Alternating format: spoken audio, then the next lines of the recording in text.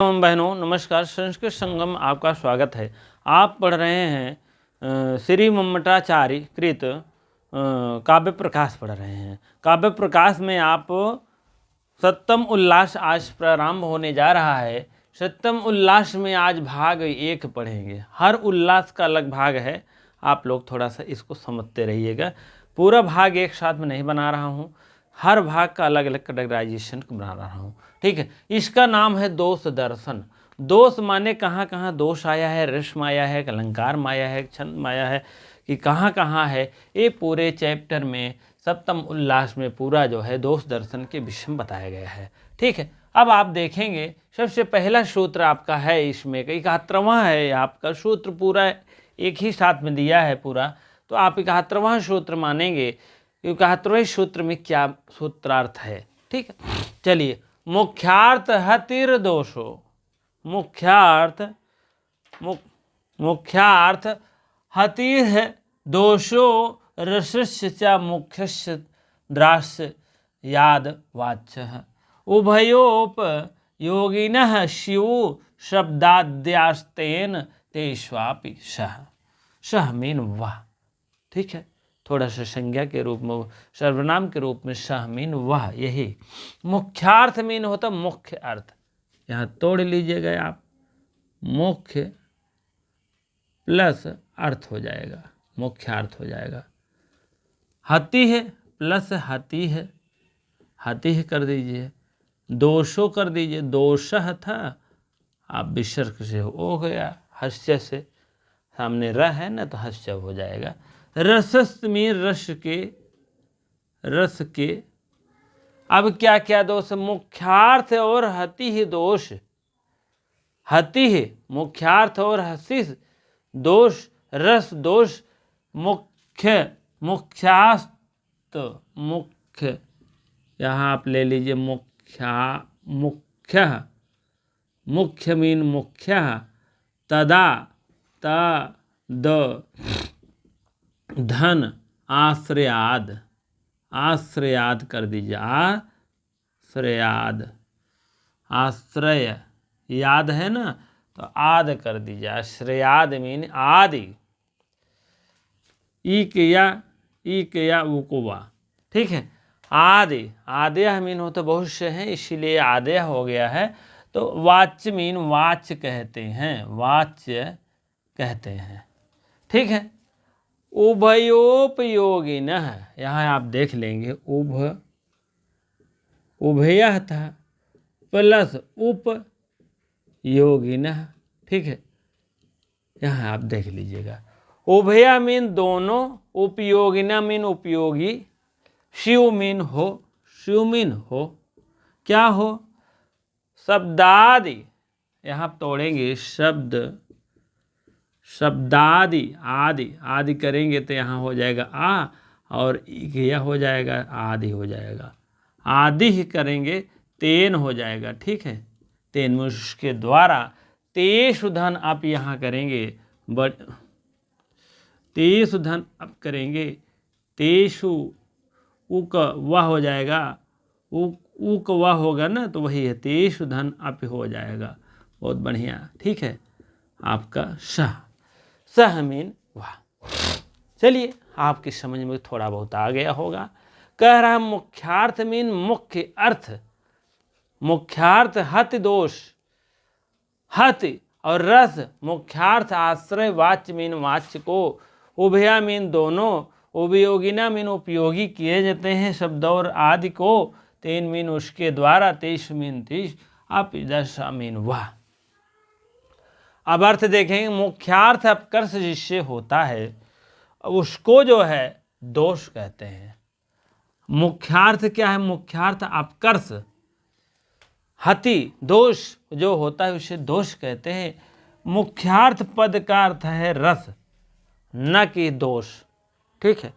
और स्थिर रस के अपकर्ष जनक के कारण दोष है, परंतु वह आपका रस आश्रय होने से वाच्य भी मुख्य अर्थ के अर्थ कहलाता है। वाच्य जो बताया गया है ये भी मुख्य अर्थ देने लगता है, मुख्य अर्थ देने लगता है। और मुख्यार्थवाच्य भी अपकर्ष दोष कहता है, हाँ मुख्यार्थ भी अर्थ कहलाता है। रस का जो चमत्कारी है, रस का चमत्कारी वाच्य है, रस कहाँ गया, ए है रस, रस के जो चमत्कारी है अपकर्ष है उसे दोष कहलाता है। ठीक है, अपकर्ष मतलब रस में अगर कहीं कहीं त्रुटियां आ रही हैं, कहीं कहीं ऐसे रस का प्रयोग कर दिया गया है तो वहाँ पर दोष कहलाता है। जैसे रस और वाच्य क्या है, ये उपकारक है, उपकारक माने उसके उपकारक हैं, सहायक में होता है, उसे पद दोष कहते हैं। अब हति शब्द का अर्थ है विनाश नहीं अपकर्ष, हति मीन हति शब्द आया है आपके, ये है हति शब्द का अर्थ है दोष नहीं, दोष तो लिखा गया है, दोष का अर्थ जो है हति दोष है, हति दोष माने हति दोष नहीं अपकर्ष है। इन दोनों का मतलब जानिएगा, अपकर्ष, ठीक है, उत्कर्ष अपकर्ष। अब बात समझ में आ गया होगा मुख्यार्थ का क्या मतलब है। अपकर्ष जिससे होता है, जिससे दोष को दोष कहते हैं, और मुख्यार्थ उसका रस रहता है पद, और इससे रस जो है अपकर्ष जनक के दोष हैं। अपकर्ष मीन दोष होता है, हाँ अपकर्ष दोष माने होता है विनाश नहीं अपकर्ष, परंतु यह रस जो है आश्रय होने पर भी वाच्य मुख्य अर्थ भी अर्थवा भी अर्थ कहलाता है, मुख्य अर्थ का जो अर्थ है। और रस चमत्कारी वाक्य का अपकर्ष कारण होता है, दोष कहलाता है। रस तथा वाच्य में अपकारक सहायक होता है और उसे पद दोष कहते हैं। ठीक है, हति शब्द का अर्थ है जान लीजिए विनाश नहीं होगा अपकर्ष होगा। ठीक है, चलिए अब हम देखते हैं अगले हेडिंग में दोष जो है क्या विशेष लक्षण है और कितने प्रकार के रस के दोष हैं, और आप इसको समझेंगे। ठीक है, रस को सत्तम उल्लास में 13 दोष हैं रस के, आप लिख लीजिए, अभी लिखेंगे और हम लिख दे रहे हैं। 13 दोष जो है, यही इतना पढ़ना है, 13 दोष जो है कहाँ के हैं, रस के हैं। ठीक है, और आपके 23 दोष अर्थ के हैं, 23 दोष अर्थ के हैं, और आपका 16 पद के हैं, 16 दोष पद के हैं, और 21 दोष जो है 21 दोष वाक्य के हैं।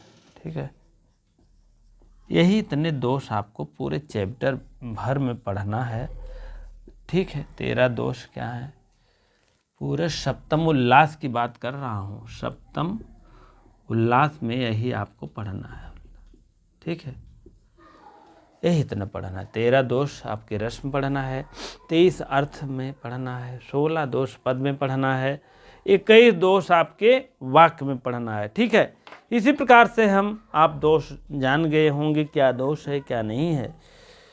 अब अगला कारिका आप देखेंगे 72, इसमें आपका रसई दोष है पूरा, क्या 13 है क्या नहीं है, आप लोग इसको देख लीजिएगा। ठीक है, हाँ अब अगला सूत्र देखेंगे आप लोग, सूत्र नंबर 72।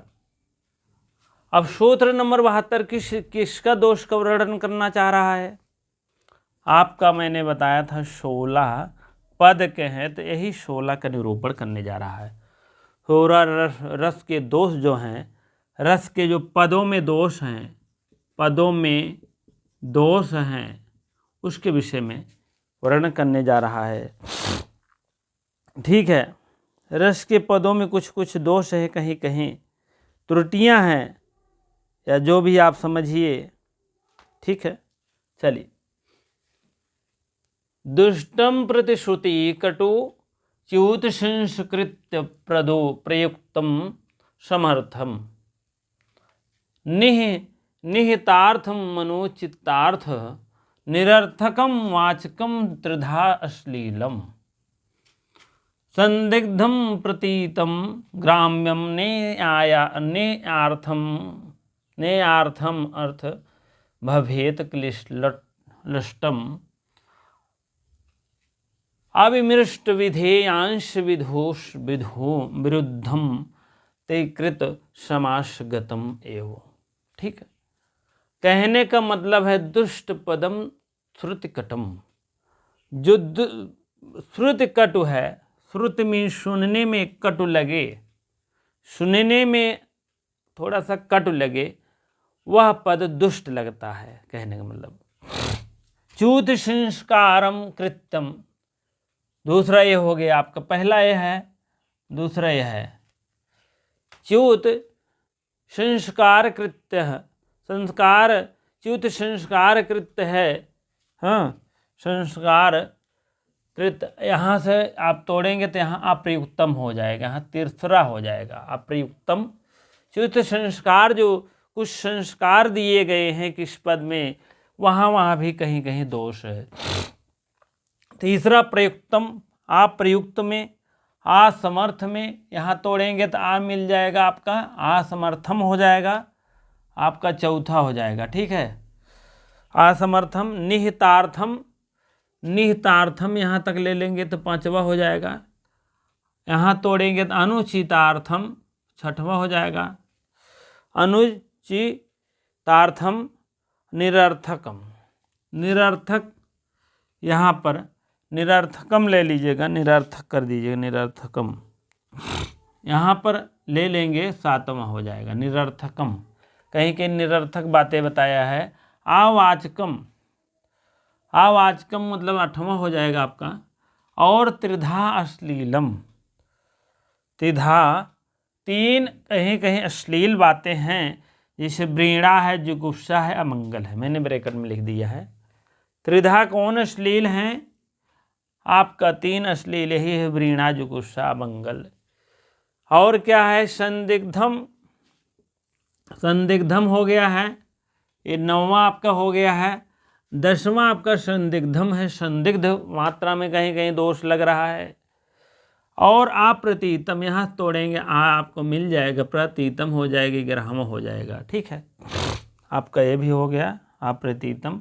ग्राम्यम आपका हो जाएगा, ब्राह्मण हो जाएगा, ठीक है। ने आर्यमथम, ने आर्यथ मथ, ने आर्यथ, ने आर्यथ कर देंगे तो आपको 13वां हो जाएगा।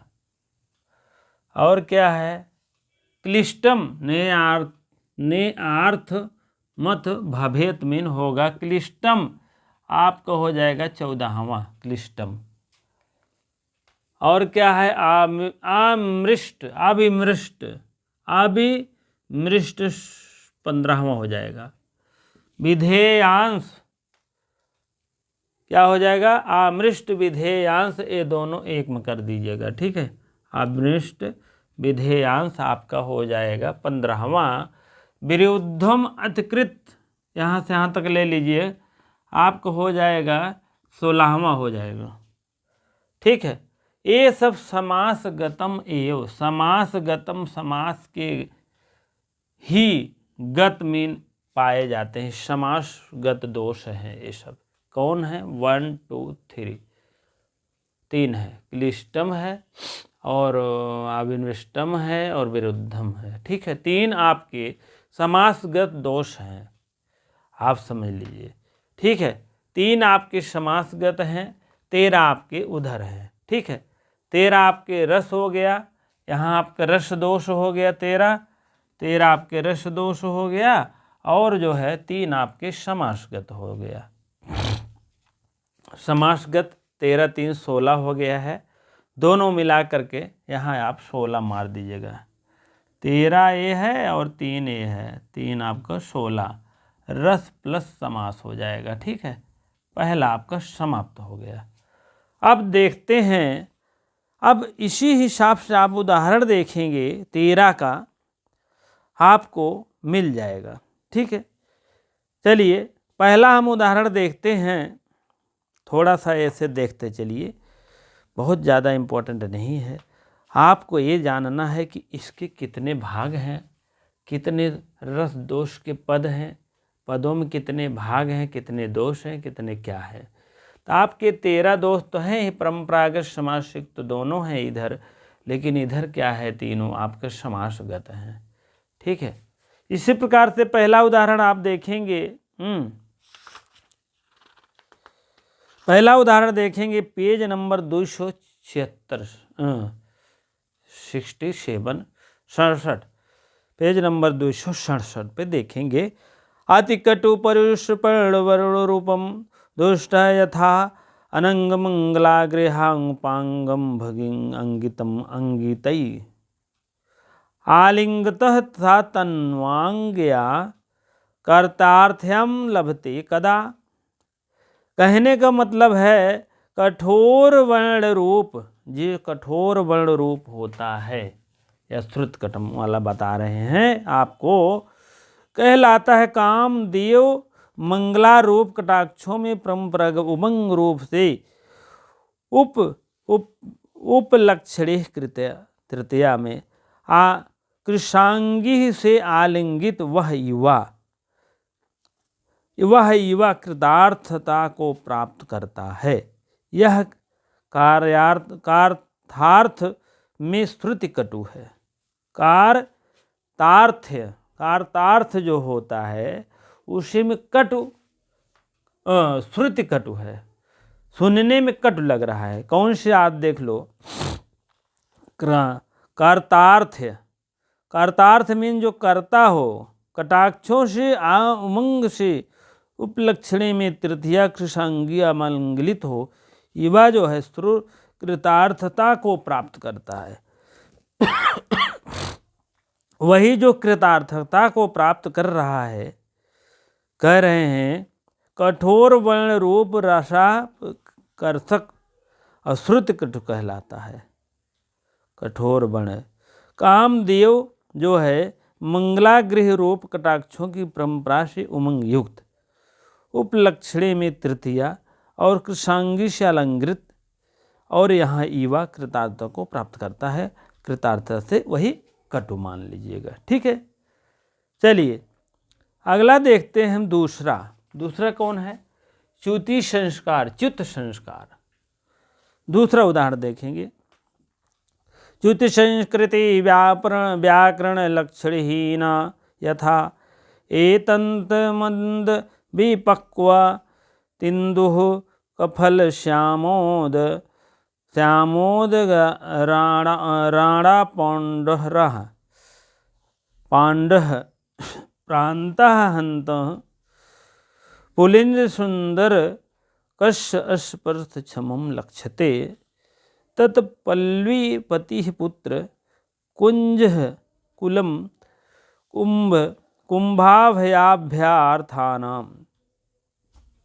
अर्थनाम हो जाएगा, अभ्यर्थनाम दीनाम त्वाम अनुन अथ त्वाम अनुनाथ कृते कुछ युंग पत्र आवृतम मा कृथा। ठीक है। दूसरा उदाहरण है आपके सामने, संस्कारहीन जो व्याकरण के नियमों के अनुकूल न हो, च्युत अलंकार दोष कहलाता है। ठीक है, च्युत अलंकार दोष कहलाता है। जिसे व्याकरण सिस्टम में जो रहता है उसको छोड़ कर अगर कोई भी अन्य बातें कर दिया जाए तो वहाँ पर च्युत संस्कार दोष रहता है। क्योंकि आप समझ लीजिए व्याकरण से हट करके है, व्याकरण से परे हो करके है। अब क्या है देखो, व्याकरण से हट कर क्या है, एक भीलों में छोटी से ग्राम के स्वामी की पुत्री है, वह पूछ रहा तुम्हारा स्तन थोड़े पके हुए तेंदु और तेंदुक के समान फल के समान बीच में काला और चारों और गौरवर्णों से शुभयुक्त के वर्धन अस्पष्ट करने योग्य दिखाई दे रहा है। यह तो बड़े आनंद की बात है। इसलिए यह गंडस्थल अभय दान की प्रार्थना से अत्यंत नम्र होकर हाथियों के समूह तुमसे यह भीख मांगता है कि तुम इस स्तन युगल को, पत्तों को मत आवृत करो। मत आवृत माने ढकना, मत ढको। ठीक है, तो यहाँ क्या है, कौन सा दोष है, च्युत संस्कार दोष है। जान लीजिए, अगर ये उदाहरण आएगा, च्युत संस्कृत व्याकरणम लक्षणहीनम यथा एतन मंद विपक्व मीन पका हुआ, तिंदु फल श्यामा, फल श्याम, फल मतलब की तरह है, श्यामा मीन काले, अस्पर्शम लक्ष्यते, स्पर्श से दिखाई दे रहा है। ठीक है, इसी प्रकार से इसको पढ़ लीजिएगा। और तीसरा उदाहरण आपका है किसका? अप्रयुक्त का तीसरा उदाहरण है, जान लीजिएगा। अब इसको ऐसे आप लोग देखते चलिए, नहीं तो लिखने में बहुत ज़्यादा इम्पोर्टेंट भी नहीं है, और आप पढ़ेंगे तो आपका इम्पोर्टेंट ही है। ठीक है, हो सकता है कहीं भी कहीं से पूछ सकता है। अप्रयुक्त तथा अम्यानान्तुम अपि कवि भिन्नार्थदितम यथायथम यथायम दारुणाचारः हो जाएगा। सर्वदेव विभाव्यते तथा मन्ये देवता अस्य पिशाचा था ना, पिशाचो हो गया, राक्षसा अथवा। ठीक है, ये तीसरा उदाहरण अप्रयुक्त का आप देखेंगे, अप्रयुक्त उदाहरण को देखेंगे। ठीक है, कोश अर्थ में कह रहा है, उस अर्थ में तथा पढ़ा हुआ कवियों द्वारा अपनाया हुआ शब्दों का अप्रयुक्त दोष कहलाता है। वह आदमी तो हर समय भयंकर आचरण करता हुआ दिखाई देता है। इससे प्रतीत होता है कि उपास्य देवता का कोई राक्षस है, पिशाच है। ठीक है, कौन सा दोष है? अप्रयुक्त दोष है, प्रयुक्त नहीं है। वही आदमी जो है आचरण कर रहा है, राक्षस की तरह दिखाई दे रहा है, तो वह अप्रयुक्त है। आदमी को राक्षस बना दिए इकट्ठे, तो वहाँ पर क्या है? अप्रयुक्त है। ऐसा नहीं कहना चाहिए। ठीक है, वही बात है। चलिए अगला देखते हैं। असमर्थता का कहीं दोष है, कहीं समर्थ होना था तो वहाँ असमर्थता का लगा दिए हैं। असमर्थ यत्यद अर्थम पठ्यते न च तत्र आस्य शक्ति यथा तीर्थ अंतरे में, तीर्थों के बीच में स्नान करने से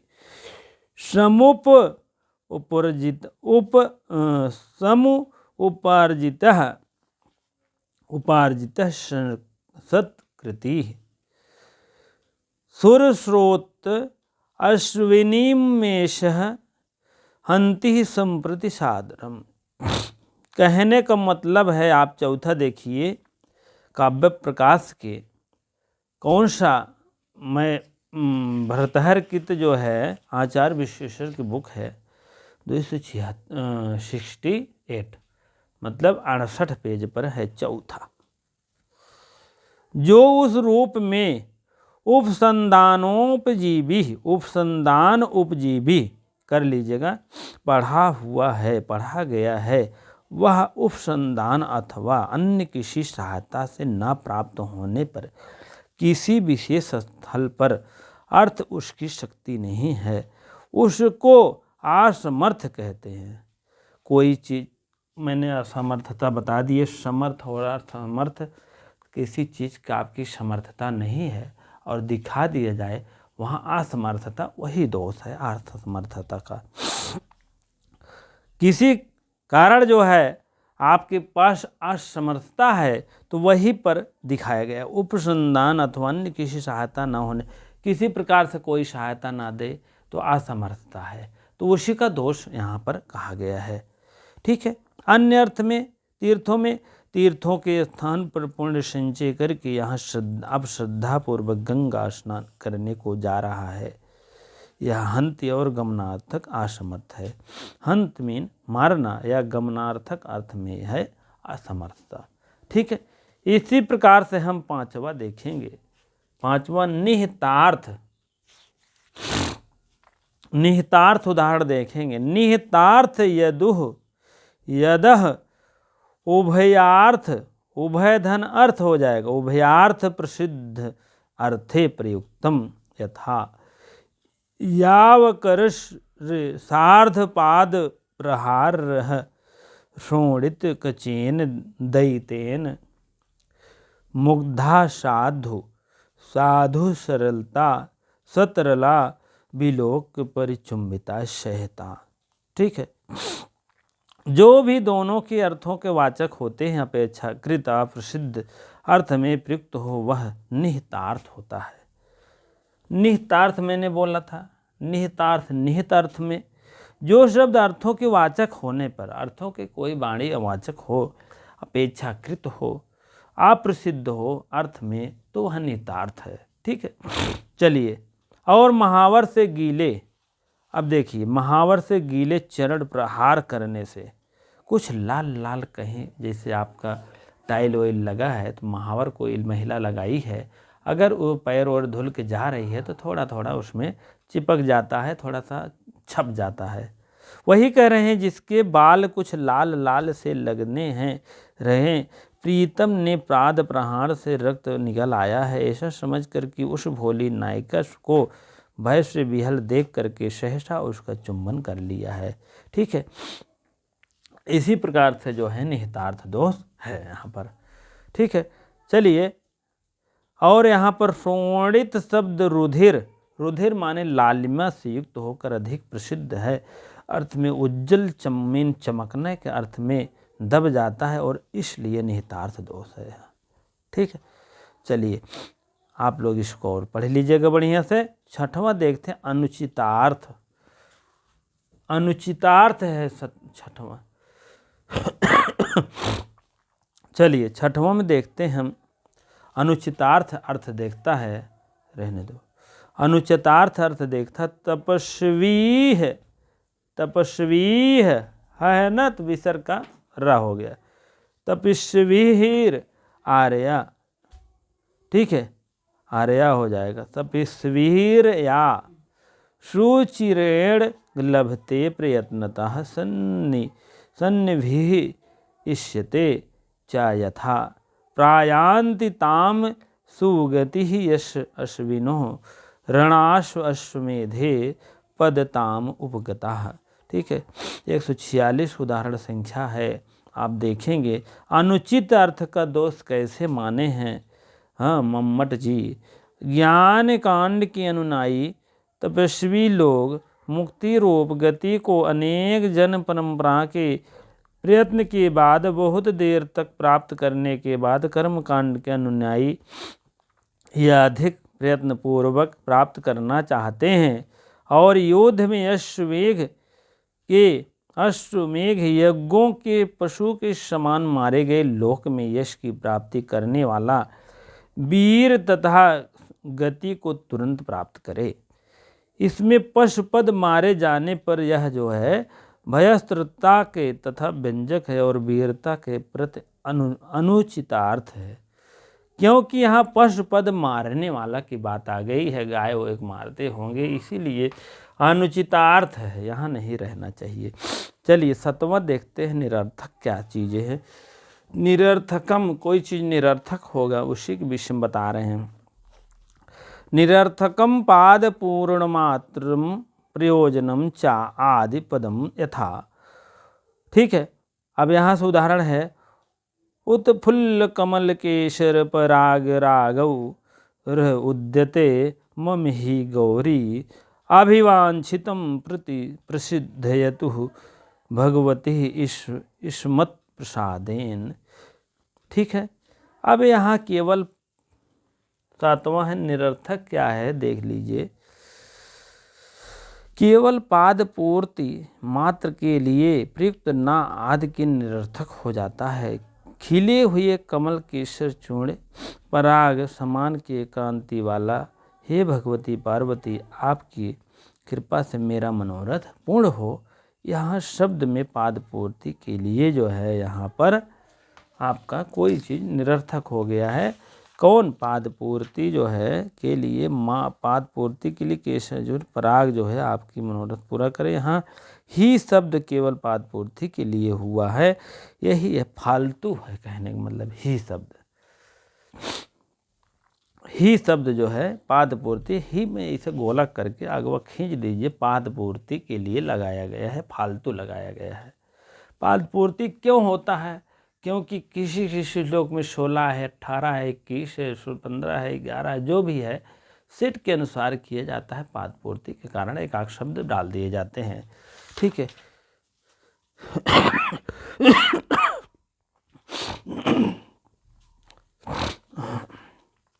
अब जो है थोड़ा तबीयत नहीं सही है, ठीक है। चलिए 8वां देखते हैं, अवाचक। वाचक में होता है वाणी, अवाचक वाणी क्या है? अबंध को पुष्य विहिंदुरः पदा आपदाम भवन्ति वश्या स्वयं एव देहिना अमर्ष शून्यं जनिष जंतुना न जात हारतेन न विदुषा आदरा। यह श्लोक आपको मिला होगा कहीं, विषाद रह आपको श्लेष अलंकार में है, आप किरातार्जुनीय में पढ़ेंगे तो उसमें आपको को लगता 15 या 16 श्लोक होगा जो भी, लेकिन वहाँ आपको किरातार्जुनीयम प्रथम सर्ग मिलेगा, ठीक है।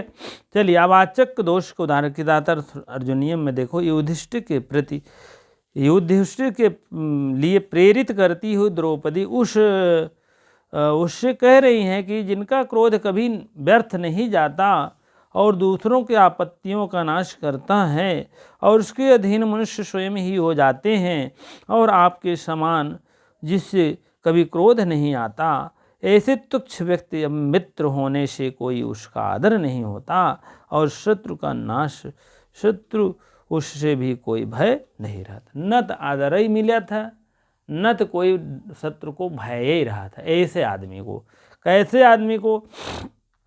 जो उसके समान क्रोध पर क्रोध न करे और प्रेमत्व को प्रेमत्व न करे, विशद आदरा, विशद आग्रह, ठीक है। इसी प्रकार से आप लोग को जंतु पद का अर्थ है आदाता, यहाँ विवक्षित अर्थ में उसका वाचक नहीं है, कोई वाचक नहीं है, तब भी उसी को अवाचक कहा गया है। जंतु पद का, जंतु आया है, आप लोग इसको गोला कर दीजिएगा, जंतुना आया है ना, जंतुना आया है, जंतु पद का अदाता अर्थ में विवक्षित है, आदाता, कोई उसका दाता नहीं, वहाँ जंतु में गोला करके आप लिख दीजिएगा अवाचक है, ठीक है। चलिए और आगे आप देखेंगे, अगला उदाहरण देख लीजिए, ऐसे ऐसे है सब भैया, ठीक है। अगला उदाहरण आप चले आइए पेज नंबर 271 पर, ठीक है। 3 प्रकार का श्लील है, श्लीलता है, ठीक है, हाँ। और तो मान लीजिए अवाचक का दोष है, हाँ, ये उदाहरण है, सब पढ़ लीजिएगा, कोई बहुत नहीं। त्रिविधा त्रिवेद वृणाजुषाम मंगल व्यंजकत्वाद यथा, 3 प्रकार से सूत्रों में दिए गए हैं, त्रिधा वीणा जुगुप्सा अमंगल व्यंजक तो के उदाहरण हैं। आप देखिएगा 3 दोष होते हैं। चलिए 3 दोष हो गए हैं, और संदिग्ध देखिए क्या है, 10वां संदिग्ध दोष है, आलिंगस्तत्र भवान संपराय जय श्रिया आशीष परंपरा वंद्या करणे कृत्वा कृपा गुरु। संदिग्ध पद युद्ध क्षेत्र में संप्राय जय श्री से अलंकृत अनायास ही विजय करने को प्राप्त हुए हैं, और प्रशंसा को नमस्कार के योग्य आशीर्वाद परंपरा से सुन करके हम सीमों पर लोगों पर कृपा करें, ठीक है। संदिग्ध में है कि हमारे ऊपर कोई कृपा करें, ठीक है। यहाँ पर वंद्य जबरदस्ती कैसे स्त्री वृत्त का मान लिया गया और उसे बात सुन करके संदेह हो गया है, ठीक है।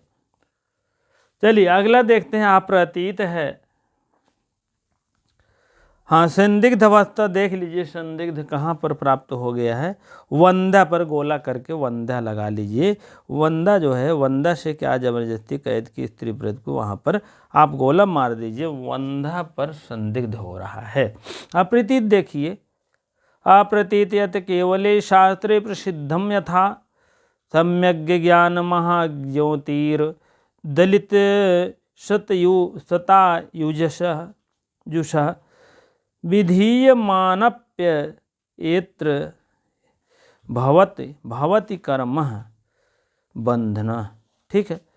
अप्रतीत का कोई भी विशेष शास्त्रों में किया गया है और शास्त्र के परिभाषित और साधारण रूप में अर्थ प्रतीत हो रहा है, ठीक है। तत्व ज्ञान से आत्मज्ञान को महाज्योति जिसके संस्कारों में और आसेरते फल पर्यंतम इति आशय धर्म संस्कार है, कर्म संस्कार का नाश हो और जीवन मुक्त पुरुष करने वाला शुभाशुभ और बांधव कारण नहीं होता है।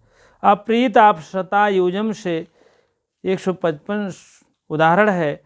शतायुजम पर टिक मार दीजिएगा, यहाँ पर आपको यहाँ पर अप्रतीत हो रहा है। चलिए ब्राह्मण देखिए, ग्राम में, ग्राम शब्द कहीं कहीं हिसाब से ग्रामता में। चलो, ग्राम्यम यत केवले, पेज नंबर 274, यत केवले लोके स्थितम यथा राका विभावरी कांता संत सकांतम दुधि ते मुखम तपनीय शिला शोभा कटिक्ष हरते मनः। ठीक है, इसी प्रकार ग्राम को केवल शब्द केवल लोक में प्रयुक्त होता है। पूर्णिमा चंद्रमा अथवा चंद्रमा से अर्थी क्रांति कांति हो रही है और पूर्णिमा के चंद्रमा के जिसकी जो है कांति प्राप्त हो रही, पूर्णिमा चंद्रमा की क्रांति से इस प्रकार तुम्हारा मुख सोने के शिलाखा के समान सौंदर्य बल तुम्हारी कमर और मेरे मन को मुग्ध कर रही है। इसी प्रकार से यहाँ कट जो है कमर शब्द का है ग्राम में। ठीक है, यहाँ कट मीन कमर शब्द का अर्थ है ग्राम में, तो यहाँ कमर लिख दिए हैं, वही आप गोला करके मार दीजिएगा, यहाँ पर अप्रतीत हो रहा है, नहीं ग्राम में हो, ग्राम का। ठीक है, अब नेयार्थम देखिए, नेयार्थम अगला पदगत समादगत दोनों में है। देखिए, निगूढ़ा लक्षण काश्चित सामर्थ्यादि अभिधानवतः क्रियन्ते सांप्रतम कश्चित् काश्चिन्यो तत्व शक्तिनः। ठीक है, अब आप देखिए, अवसृत कालश मुल्लासीर पूर्णिमा सर्वरिहि प्रियम करोति ते मुखम तन्वी चपेटा पात नातिथिम। ठीक है, कुछ लक्षण ऐसे होते हैं जो शब्द के वाचक में समान होते हैं और उसके समय लगता है। उसके बाद यह देखिए, हे कृष्णांगी, तुम्हारा मुख शरत काल के चमकते हुए चंद्रमा से भी चपत लग रहा है, अन्यथा चंद्र तिरस्कृत कर रहा है। चपत मीन चपेटा होता है। ठीक है, और थप्पड़ लगने से तुम्हारा तिरस्कृत कर दिया है। और यहाँ लक्षणा से ले, कभी को लक्षणा से कह दी है, कभी को अभिष्ट और लक्षणा से हेतु अभाव लग रही है। ठीक है, यहाँ पर जो है नेयार्थ पदगत और समासगत दोनों दोष है। ठीक है, आप इसको देख लीजिएगा। ठीक है, चलिए 14वां देखिए, क्लिष्ट, कहीं कहीं क्लिष्ट पद दिया गया है। क्लिष्टम यथा अर्थम प्रतीप पत्ति व्यर्वहिताम यथा आ त्रिलोचन संभूत ज्योति रोद गता रूतम गम भाषित सादृश्यम शोभते अत्यर्थः भोपाला तव चेष्टिम। ठीक है, क्लिष्ट दोष है यहाँ पर क्लिष्ट दोष है जिससे अर्थ की प्रतीत हो रही साक्षात ना होकर व्यवधान से होती है। हे राजन, आपका चरित्र जो है अत्र मुनि नेत्र से उत्पन्न अति चंद्रमा के उदय से हो रहा है। आत्रि मुनि और उत्पन्न चंद्रमा से विलोकन से अर्थ हो रहा है उदाहरण और क्लिष्ट दोष है यहाँ पर। ठीक है, क्लिष्ट दोष है। क्लिष्ट त्रिलोचन में आप फेरा करके दे दीजिएगा, क्लिष्ट दोष है। ठीक है, चलिए 15वां 16वां और देखते हैं, उसके बाद समाप्त करते हैं। क्योंकि आपका रस दोष हो जाएगा, तब उसके बाद और दोष बाद में करेंगे। इतना तो रस दोष था, इधर आपका समास दोष है तीनों। ठीक है, रस और समास एक में ही कर दिए हैं, रस दोष और समास दोष। 15वां देखते हैं,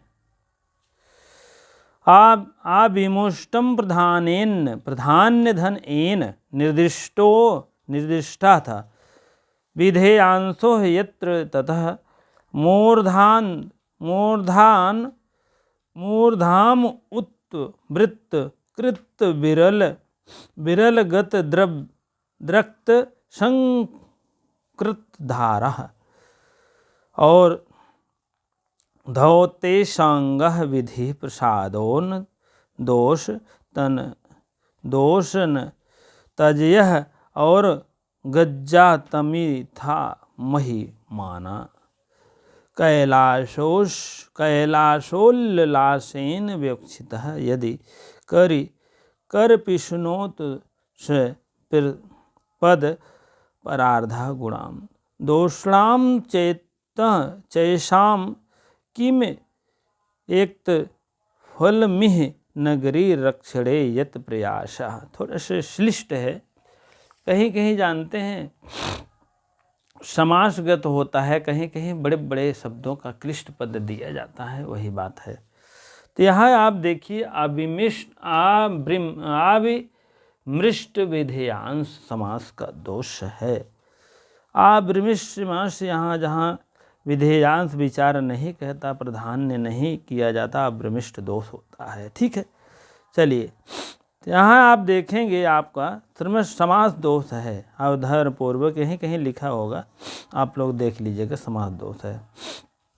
चलिए विरुद्धम अतिकृत, विरुद्धम अतिकृत देखिए ये कहाँ से है, आपका अगले उदाहरण में होगा। विरुद्धम ये आपका पेज नंबर 279 79। ठीक है, विरुद्धम अतिकृत आपका दो सुधाकर कराकार विशारद विचेष्टित आकार्यम मृत्रम एकोहर असौ तस्य किम वर्णयामहे। ठीक है, विरुद्धकृत दोष है यहाँ चंद्रमा की किरणों से समान निर्मल दोष और व्यवहार करने वाला निस्वार्थ मित्र और अद्वितीय है, उसका वर्णन किया जा रहा है। बिना कार्य के मित्र अर्थात निजी स्वार्थ के बिना निस्वार्थ मित्र होना चाहिए और विवक्षित अर्थ में, परंतु आकारी मित्र पद से है आकारी, बुरे काम में सहायक आकारी मित्र कहे जाते हैं। और यह प्रतीत होता है कि यहाँ पर प्रयोग विरुद्धम अतिकारी होने से दोष है। विरुद्धम का दूसरा उदाहरण है, बहुत दिनों के बाद नेत्रों से आनंद मिलने वाले पति गले में तुरंत ही लिपट जाती है, वही सब है उदाहरण। कहने का मतलब है आपका यहाँ 16 आपका पूरा हो गया है। अब आपको यहाँ दोष दर्शन हो गया है रस का। अब उसके बाद अर्थ है, पद है और वाक्य है, ये तीनों अभी आपको देखने होंगे। वाक्यगत त्रुटि है, वाक्यगत त्रुटि ये है, वाक्य में जो है 73 वाक्यगत त्रुटि है, वाक्यगत अप्रयुक्त है। और आपका चौथा है वाक्यगत है, 5वां ही वाक्यगत वाच है, वाक्यलिष्ट दोष है, वाक्यगत संदिग्ध दोष है, वाक्यगत अप्रतीत है, वाक्यगत क्लिष्टता दोष है, वाक्यगत अभ्रमिष्ट दोष है। 12 है भैया इसमें। ठीक है, आपको और भी दिए होंगे, और आगे तीसरा है, चौथा है, एकांत में है। ठीक है, यही सब दोष के विषय में कहाँ कहाँ दोष हुआ है, रस में हुआ, अर्थ में हुआ, पद में हुआ, वाक्य में हुआ, सब आपको सब बताया जाएगा। धीरे धीरे से आप लोग देखते रहिए, ध्यान देते रहिए। पदांश दोष, अब देखो पदांश दोष में देखो पेज नंबर 295 में है। तो आपको यहाँ पर पदांश दोष मिल रहा है। उसके बाद पदांश दोष 5 तो दिया है इसमें, और 16 होना चाहिए।